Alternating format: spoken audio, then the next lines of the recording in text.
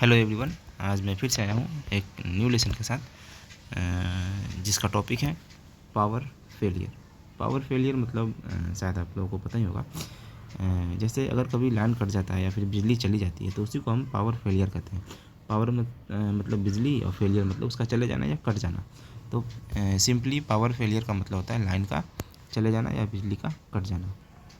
इसको देखते हैं आगे आर्टिकल में क्या लिखा हुआ है। अगर आपको कोई दिक्कत होती है, जो भी बिगनर है, जिनका अंग्रेजी बहुत ही वीक है, तो उनको ऐसे इस तरह का जो आर्टिकल होता है उसमें वर्ड वगैरह उनको समझ में नहीं आती है, तो ऐसे वर्ड वो अपने कॉपी में नोट कर लेंगे। अगर कहीं उनको लगता है कि हमें ये वर्ड नोट करना चाहिए तो आप वीडियो रोक करके उसको नोट कर लें और उसका मीनिंग लिख लें।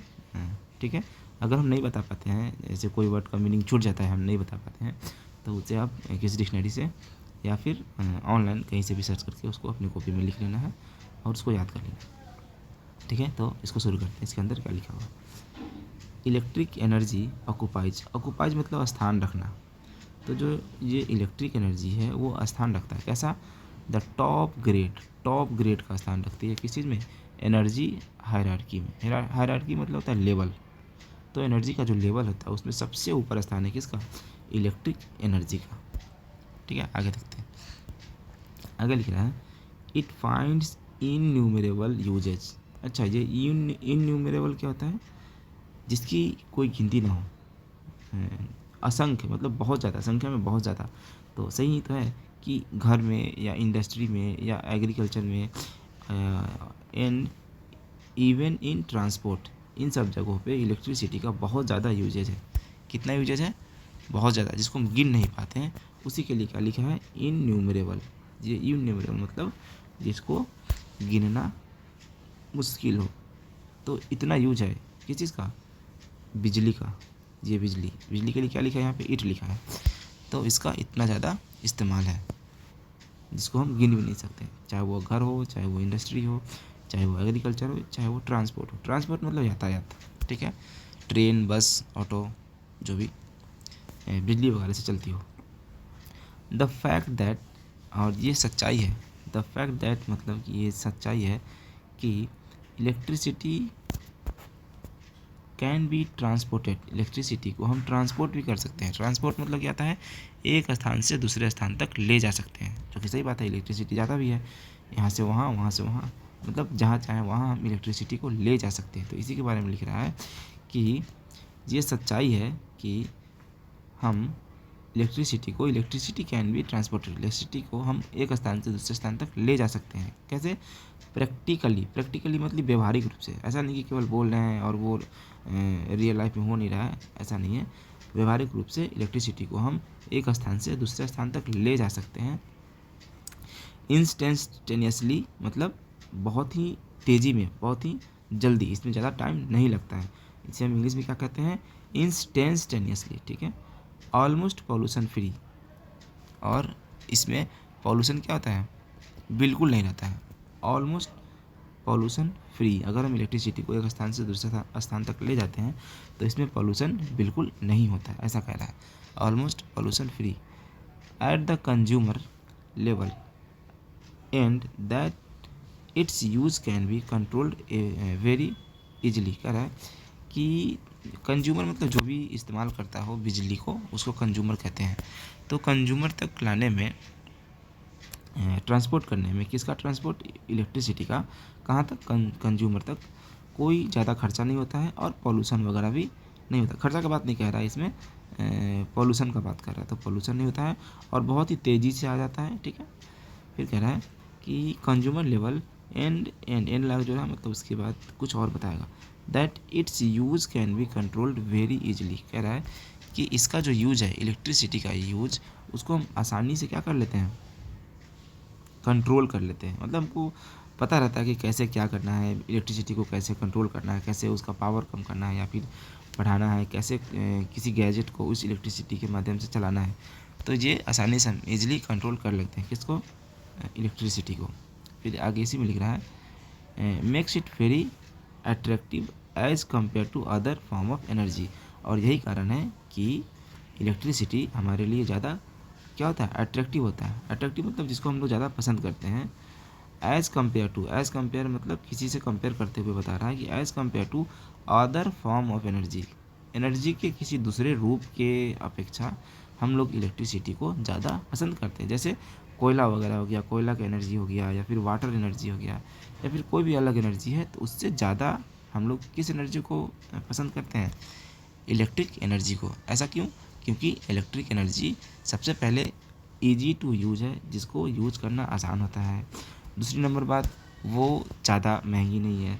तीसरी नंबर बात कि वो ज़्यादा पॉल्यूशन नहीं फैलाती है। इसके अलावा भी बहुत सारा यूजेज है इलेक्ट्रिसिटी का, जिसके कारण हम लोग इलेक्ट्रिसिटी को ज़्यादा पसंद करते हैं। ठीक है, आगे देखते हैं। One evening just as I was getting ready to watch a cartoon show on television। देखिए कॉमा है, तो कॉमा के पास भी आप चाहें तो थोड़ा देर तक रुक सकते हैं और कॉमा तक का जो भी मीनिंग है उसको निकाल सकते हैं। तो कह रहा है वन इवनिंग मतलब एक शाम की बात है। Just as I was getting ready. अच्छा, गेटिंग रेडी मतलब तैयार होना। जस्ट मतलब जैसे ही मैं तैयार हो रहा था। आई वॉज गेटिंग रेडी, मैं तैयार हो रहा था किस चीज़ के लिए? टू वॉच मतलब देखना। क्या देखना? अ कार्टून शो, एक कार्टून शो देखने के लिए जैसे ही मैं एक शाम को तैयार हो रहा था। ऑन टेलीविज़न मतलब टेलीविज़न पर। इसको फिर से कहते हैं गाइज। वन इवनिंग एक शाम में, जस्ट जैसे ही, as I was getting ready मैं तैयार हो रहा था कार्टून मूवी को देखने के लिए। ऑन टेलीविज़न टीवी पे there was a power failure. Full stop यहाँ नहीं है, फुल स्टॉप यहाँ है। देखिए फुल स्टॉप यहाँ है। तो जैसे ही मैं तैयार हो रहा था कि अब मैं टीवी पे अपना कार्टून शो देखूंगा, वैसे ही क्या हो गया? There was a power failure मतलब लाइन का कट जाना, बिजली का चले जाना। There was a power failure. ठीक है, इतना हो गया। अब आ गया हमारा फुल स्टॉप। अब आगे हम फिर से पढ़ते हैं इसको। The television set just went black. अच्छा देखिए, सेट का मतलब होता है टीवी। टेलीविज़न के साथ सेट लगा दिया ना, इसका मतलब ये टेलीविज़न के बारे में बता रहा है कि टेलीविज़न क्या है? एक सेट है। जैसे हमारे पास फ़ोन सेट होता है, फ़ोन को सेट कहते हैं, मोबाइल को कहते हैं सेट। उसी प्रकार टीवी भी एक प्रकार का सेट है, क्योंकि उसमें बहुत सारा चीज़ मिल के बना हुआ है टीवी। इसलिए TV is a type of set, जिसे हम टेलीविज़न या शॉर्ट में टीवी कहते हैं। तो वही यहाँ पे कह रहा है कि जो टेलीविज़न है, या फिर हम टेलीविज़न सेट ही कह लें इसको, टेलीविज़न सेट है। जस्ट वेंट ब्लैक, वेंट मतलब चला जाना, चला जाना कैसा? मतलब यहाँ पे वेंट मतलब चला जाना, लिटरली मीनिंग से चला जाना नहीं होगा। इसका मतलब होगा कि जो टीवी था वो क्या हो गया? ब्लैक हो गया। चूँकि लाइन कट गया तो टीवी ब्लैक हो ही जाएगा। द लाइट्स वेंट ऑफ, ये लाइट हो गया बल्ब वगैरह, ठीक ना। वेंट ऑफ मतलब बुझ जाना, वेंट ऑफ मतलब बुझ जाना, लाइट का बुझ जाना, उसको हम वेंट ऑफ कहते हैं। And the fan slowed down, slow मतलब धीमा धीमा चलने लगना, और डाउन मतलब धीरे धीरे उसको वो कम हो जाना उसका। ठीक है, the fan slowed down and stop मतलब रुक गया। ठीक है, तो यहाँ पे क्या क्या बोल रहा है कि टीवी का जो स्क्रीन था वो ब्लैक हो गया, बल्ब जो जल रहे थे वो बंद हो गए। यहाँ पे बल्ब, ये लाइट वेंट ऑफ। उसके बाद fan slow down and stop, धीरे धीरे फैन कम का स्पीड कम होते गया और फिर वो रुक गया क्योंकि लाइन कट गया था। As it was getting dark, जैसा कि उस समय शाम हो रहा था। पहले ही बता दिया था कि शाम में वो टीवी देखने के लिए बैठा तो लाइन कट गई थी। तो जैसा कि शाम हो रहा था तो धीरे धीरे क्या हो रहा था? अंधेरा हो रहा था। एज इट वॉज गेटिंग मतलब होना, ठीक है, गेटिंग मतलब होना। As it was getting dark, जैसा कि अंधेरा हो रहा था। I hope that the power would be restored soon, but it was not to be so. देखिए, जैसे कि अंधेरा हो रहा था तो मुझे उम्मीद था कि लाइन तो आ ही जाएगा। आई hope that the power would be restored मतलब पुनः वापस आ जाना, पुनः सही हो जाना। तो बिजली का सही हो जाना तो उसको रीस्टोर कर रहा है। तो मुझे उम्मीद थी कि जैसा कि अंधेरा हो रहा है तो लाइन आ ही जाएगा, और वो भी बहुत जल्द आएगा लाइन, ऐसा उसको उम्मीद था। लेकिन हुआ क्या? But it was no it was it was not to be so कह रहा है। अच्छा, ये टू बी सो मतलब जैसा वो सोचा था वैसा हुआ नहीं। टू बी सो, वो सोचा था कि लाइन आ जाएगा लेकिन ऐसा हुआ नहीं, ठीक ना। तो आगे देखते हैं फिर क्या है। सून डार्कनेस इनवेलप्ड द नेबरहुड। चलिए इसको सही से करते हैं। सून मतलब जल्द ही, डार्कनेस मतलब अंधेरा, जल्द ही अंधेरा इन्वेलप्ड कर लिया। अच्छा, इन्वेलप्ड मतलब होता है किसी चीज़ को अपने अंदर जकड़ लेना। जैसे हम किसी वस्तु को इन्वेलप में डालते हैं तो वो वस्तु इन्वेलप में पूरी तरह से चला जाता है। उसी प्रकार अगर डार्कनेस किसी चीज़ को इन्वेलप कर ले, इसका मतलब वो सारा चीज़ अंधेरा में चला जाएगा। तो हमारा जो नेबरहुड था, नेबरहुड हमारा जो आस पड़ोस का जो माहौल था, वो सब क्या हो गया, अंधेरा में चला गया। क्योंकि कौन उसको इन्वेलप कर लिया, उसको डार्कनेस ने अपने अंधेरे में ले लिया। इन्वेलप मतलब अपने अंदर ले लेना। तो डार्कनेस ने किसको अंदर ले लिया, इन नेबरहुड को, यानी कि पूरा चारों तरफ अंधेरा अंधेरा छा गया और लाइन आया भी नहीं था। वी मतलब हम लोग, हैशली मतलब होता है जल्दी जल्दी हड़बड़ी में तेज़ी से कोई काम करते हैं तो हैशली कहते हैं। लिट कैंडल्स, लिट मतलब जलाना, कैंडल मीन्स मोमबत्ती। हम लोगों ने जल्दी जल्दी क्या किया, मोमबत्ती को जलाया। हैशली मतलब जल्दी जल्दी, किसी काम को हड़बड़ी में करते हैं तो हैशली बोलते हैं। लिट मतलब जलाना, ये लिट मतलब जलाना, और ये कैंडल मतलब मोमबत्ती, ठीक है।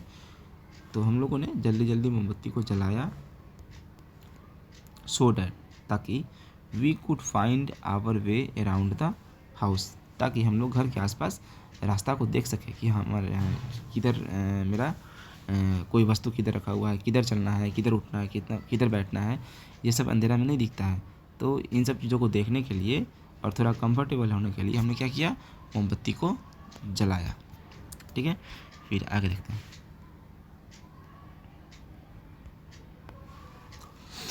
As we had only 3 candles, जैसा कि, एज मतलब होता है जैसा कि, एज मतलब जैसा कि, एज वी हैड हमारे पास था, वी हैड ओनली 3 कैंडल्स, हमारे पास कितना कैंडल था, 3, यानी कि 3 ही कैंडल था। My mother sent me to the sundry shop near by to by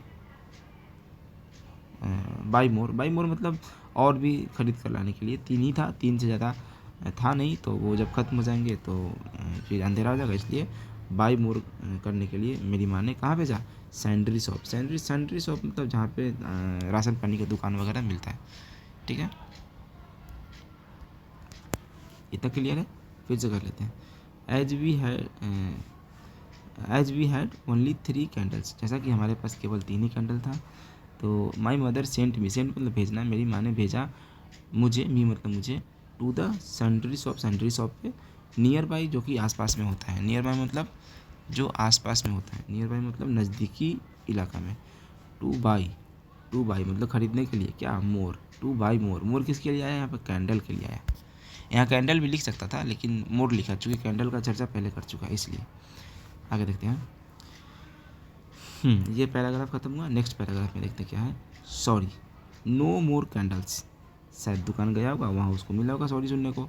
दुकान वाले बोलेंगे कि अब कौन कैंडल नहीं है मेरे पास। Was that the shopkeeper told me, मतलब ये वाज किसके लिए है, ये वाज है जी सॉरी के लिए। यही है जो शॉपकीपर ने हमें बोला था। क्या बोला था कि वी हैव नो, या फिर वो जैसे बोला हो, वो सॉरी नो मोर कैंडल्स ऐसा बोला होगा वो। तो यही वर्ड है, यही वो सेंटेंस है जो शॉपकीपर ने मुझे बोला। मी आ रहा है ना, मी मतलब मुझे। The नेबरर had bought of all the candles, जो भी आस पड़ोस के लोग थे उन्होंने सारे कैंडल्स को खरीद लिया था। नेबरर हैड बॉट मतलब खरीद लिया था। ऑल द कैंडल्स, ठीक है, सारे कैंडल को जो पड़ोस के लोग तो थे वो खरीद लिए थे, इसलिए उनको वहाँ कैंडल नहीं मिला। At home my father manage to dig out 2 kerosene lamp, कह रहा है कि एट होम घर पे, माई फादर मेरे फादर मैनेज किए। मैनेज करना मतलब किसी ऐसे काम को करना जो थोड़ा मुश्किल होता है, ठीक ना। मैनेज टू मतलब कोई ऐसा काम करना जिसको करना थोड़ा मुश्किल होता है उसको मैनेज टू कहते हैं। तो कह रहा है कि घर पे मेरे फादर ने क्या किया कि डिग आउट मतलब पता करना या फिर खोजना या फिर कहीं से निकालना 2 किरोसिन लैम्प, इन्होंने 2 किरोसिन लैम्प को निकाला। डिग आउट मतलब निकालना या खोजना कह सकते हैं सिंपली इसको, डिग आउट मीन्स खोजना। तो क्या खोजा उन्होंने, 2 किरोसिन लैम्प को खोजा। We lit these two and kept the darkness out. अच्छा, ये 2 किसके लिए लगाया है, ये 2 लगाया है इस चीज़ पे जोर देने के लिए कि वो पहले से कैंडल जला रहा था, उसके बावजूद उसे कैंडल नहीं मिला, उसके बावजूद अंधेरा नहीं, मतलब अंधेरा उजाला में नहीं बदला 3 कैंडल से। तो वो दुकान गया और फिर वहाँ कैंडल नहीं मिला तो वो उसके पापा ने क्या किए, दोबारा कोशिश किए और उन्होंने क्या निकाला खोज कर, किरोसिन लैम्प घर में रहा होगा वो निकाला और इसको भी जला दिया। मतलब कैंडल तो जल ही रहा था, उसके बाद क्या जला दिया, लैम्प को भी जला दिया। तो इसलिए 2 लगाया है, ठीक है, जोर देने के लिए। कैंडल तो जल ही रहा था, लैम्प को भी जला दिया, इसलिए यहाँ 2 लगाया जोर देने के लिए। And kept the darkness out, और अंधेरा को भगा दिया। इसका मतलब यही होगा, डार्कनेस आउट मतलब अंधेरा को भगा देना। विदाउट द फैन रनिंग, क्या लिखा है कि फ़ैन रनिंग नहीं कर रहा था। इट वाज ऑपरेसिवली वार्म, ये बहुत बुरे तरीके से गर्मी लग रही थी, मतलब गर्म लग रहा था। क्यों, क्योंकि फ़ैन नहीं चल रही थी। फ़ैन क्यों नहीं चल रही थी, क्योंकि लाइन नहीं था, ठीक है। तो बहुत बुरे तरीके से गर्मी लग रही थी। फर्दर मोर, फिर आगे चल के, there was nothing to do but wait for the power to come on again. कह रहा है कि कुछ समय बीता लेकिन हमारे पास करने के लिए कुछ नहीं था सिवाय कि बिजली का इंतज़ार किया जाए। फिर से करते हैं इसको, फर्दर मोर, आगे चलकर, there was nothing to do, कुछ करने के लिए नहीं था। देयर वाज नथिंग, नथिंग मतलब कुछ नहीं था करने के लिए। टू डू मतलब करना, बट वेट करना, for the power to come on again, कि पावर आएगा फिर से और हम लोग उजाला को हमारा घर उजाला हो जाएगा, पंखा चलेंगे, बल्ब जलेंगे, ऐसा होगा। वो लोग इसका इंतज़ार कर रहे थे कि लाइन आएगा। Wait for the power, power के लिए इंतजार कर रहे थे। टू कम मतलब आने के लिए, किसको आने के लिए, पावर को आने के लिए। ऑन अगेन, अगेन मतलब दोबारा, वो लोग इंतजार कर रहे थे कि पावर दोबारा से आएगा, लेकिन आया नहीं। All of us set quietly, set नहीं है सैट है, हम सभी लोग चुपचाप बैठे हुए थे। All of us sat quietly in the living room. Living room मतलब एक ऐसा रूम होता है जो बहुत बड़ा होता है और इसमें बहुत सारे लोग एक साथ बैठ के बातचीत करते हैं या फिर खाना भी खा सकते हैं, उसको लिविंग रूम कहते हैं। लिविंग रूम में ज़्यादातर बैठकर बातचीत ही होती है, ठीक है। पहले के ज़माने में जो काम आंगन में होता था वो अब लिविंग रूम में होता है, तो ऐसे समझेंगे, ठीक है। तो all of us sat quietly in the living room, हम सब लोग चुपचाप लिविंग रूम में बैठे हुए थे क्योंकि लैंड नहीं था। We had grown so dependent on electricity, फिर कह रहा है कि हम लोग बहुत ज़्यादा डिपेंडेंट हो गए हैं किस चीज़ पे, इलेक्ट्रिसिटी पे। हम लोग बहुत ज़्यादा आश्रित हो गए हैं इलेक्ट्रिसिटी पे। विदाउट इट, ये इट किसके लिए, इलेक्ट्रिसिटी के लिए। Without it we felt so uncomfortable, कह रहा है कि अगर बिजली नहीं रहेगा तो बिजली के बिना हम लोग बहुत क्या होते हैं, बेचैन हो जाते हैं, अनकम्फर्टेबल हो जाते हैं, ऐसा बता रहा है इसमें, ठीक है। ये तो इजी था, विदाउट इट, बिजली के बिना ना। वी फेल्ट, हम लोग महसूस करते हैं, सो अनकम्फर्टेबल, बहुत ज़्यादा बेचैनी है, फिर बहुत ज़्यादा परेशानी होती है हमको। I used a book to fan myself. अच्छा, यहाँ फ़ैन का मतलब होता है पंखा हिलाना, जैसे अगर हाथ से कोई पंखा हिला रहा है तो उसको हम फ़ैन कहेंगे, ठीक है। आई यूज्ड अ बुक, मैंने इस्तेमाल किया एक बुक को अपने आप को पंखा हिलाने के लिए, अपने आप के ऊपर पंखा हिलाने के लिए, फ़ैन माई सेल्फ, ठीक है। यहाँ पे ये फ़ैन वर्ब की तरह काम कर रहा है। फ़ैन मतलब पंखा हिलाना, तो वो किस चीज़ का पंखा बनाए हुए था, बुक का ही बनाए हुए थे, ठीक है। Finally it was time for bed, और अंततः ये सोने का समय आ गया। टाइम फॉर बेड मतलब होता है सोने का समय, ठीक है। खाना पीना खाकर रात में जब इंसान सोने जाता है उसी को हम बोलते हैं टाइम फॉर बेड। तो फाइनली क्या हो गया, फाइनली अंततः कि सोने का समय आ गया। And still there was no power, और उस समय तक पावर नहीं आया था, मतलब लाइन नहीं आया था, उस समय तक भी लाइन नहीं आया था, सोने के टाइम तक भी। Never the less, never the less का मतलब होता है फिर भी, इसको अगर आप चाहें तो नोट कर सकते हैं। नेवरदलेस, फिर भी। I groped my way to my room. Groped कहने का मतलब है कि अंधेरा में बच बच के, जैसे कि आपको सही से दिखाई नहीं दे रहा है, फिर भी आप धीरे धीरे आगे चलते जाते हैं, पैर अंदाज से कहीं कहीं रखते हैं, हाथ अंदाज से इधर उधर बढ़ाते हैं, तो उसको ग्रुप कहते हैं। ठीक है, तो अंधेरा में चलना बच बच के उसको ग्रुप कहते हैं। तो ये कह रहा है कि फिर भी मैं, आई मतलब मैं, ग्रुप्ड माई वे, मैंने अपना रास्ता बनाया और मैं किधर बढ़ा, टू माई रूम, अपने रूम की तरफ बढ़ा। अंधेरा में दिख नहीं रहा था, चलने में दिक्कत हो रही थी, फिर भी मैं अपने रूम में किसी तरह से पहुंच गया। चेंज्ड एंड ले क्वाइटली, यहाँ चेंज का मतलब होता है वो अपना कपड़ा वगैरह बदल लिया होगा, क्योंकि सोने जा रहा है तो कंफर्टेबल कपड़ा पहनने की जरूरत होती है। ठीक है, तो चेंज मतलब कपड़ा बदल लिया, एंड ले क्वाइटली, ले मतलब पड़ जाना, बिस्तर पर पड़ जाना या सो जाना, क्वाइटली मतलब चुपचाप, और वो चुपचाप सो गया। इन द डार्कनेस, अंधेरा में वो चुपचाप सो गया। फिर कह रहा कि इट फेल्ट सो स्ट्रेंज, ये बहुत अजीब लग रहा था। फेल्ट मतलब लगना, और स्ट्रेंज मतलब तो पता ही है, अजीब।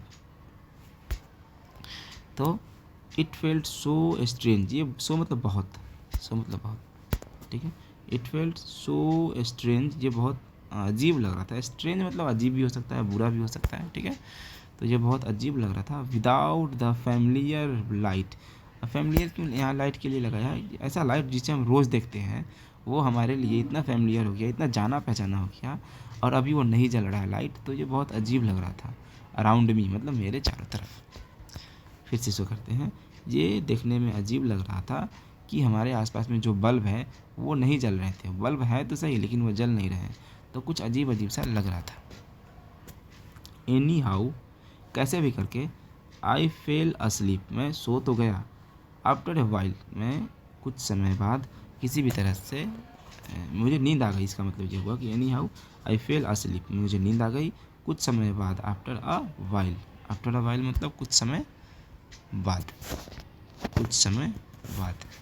चलिए आगे देखते। The power came back, power वापस आया।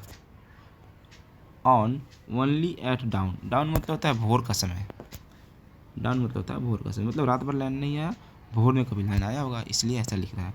The power came back, power वापस आया। ऑन ओनली, कब आया, ओनली एट डाउन, जब सुबह हो गया था, लगभग भोर हो गया था तब। बाय देन, बाय देन का मतलब होता है तब तक, आप चाहे तो इसको लिख सकते हैं, बाय देन मतलब तब तक, और ये डाउन मतलब भोर। ठीक है, by then we did not need it any more, और तब हमें उस लाइन की ज़रूरत नहीं थी, क्योंकि सुबह हो चुकी थी, हम लोग उठ चुके थे और अपने अपने काम में लग गए थे। तो सुबह में तो ऐसे भी उजाला हो जाता है, तो लाइन की ज़रूरत नहीं होती है। तो इस तरह से वो कह रहा है कि जब सुबह हो गई तो लाइन आया, जिससे में हमको ज़रूरत नहीं थी लाइन की। ठीक है, तो इस तरह से ये आर्टिकल ख़त्म होता है दोस्तों, इतना ही था इसमें। आई होप कि आपको ये समझ में आया होगा, और आपको जो भी वर्ड वगैरह में प्रॉब्लम होता है उसे आप नोट कर लें, और उसका हिंदी मीनिंग अपने कॉपी में लिख लें। चाहे तो डिक्शनरी से नोट कर सकते हैं, या फिर कहीं ऑनलाइन भी सर्च करके उसको नोट कर सकते हैं। अगर हम जिस वर्ड को बता दे रहे हैं तो उसको आप एज इट इज़ लिख लीजिए जो हम बताए हैं, और कुछ कुछ वर्ड जो छूट जाता है उसके लिए मैं बता रहा हूँ कि आपको उसको कॉपी में नोट करना है। तो ठीक है, आज के लिए इतना काफ़ी है। हम फिर नेक्स्ट वीडियो में आएंगे एक ऐसा ही इंटरेस्टिंग लेसन लेकर। अब बस आप इसको ध्यान से पढ़ेंगे और समझने की कोशिश करेंगे, और कुछ लेक्चर करने के बाद, जैसे 15 या 20 लेक्चर के बाद, आपको धीरे धीरे समझ में आने लगेंगी, और आपको इसके लिए बस रेगुलर वीडियो देखना पड़ेगा। और अगर आप नए हैं तो इस चैनल को सब्सक्राइब कर ले, बेल आइकन भी दबा लीजिएगा, ताकि आपको नोटिफिकेशन मिल सके जब कोई भी वीडियो अपलोड हो। तो और आप रेगुलर देखते रहिए। मुझे उम्मीद है कि आप अंग्रेजी का हिंदी करना बहुत ही जल्द सीख जाएंगे, अगर आप रेगुलर बने रहेंगे तब। ठीक है, तो मिलते हैं फिर अगले वीडियो में। तब तक के लिए धन्यवाद।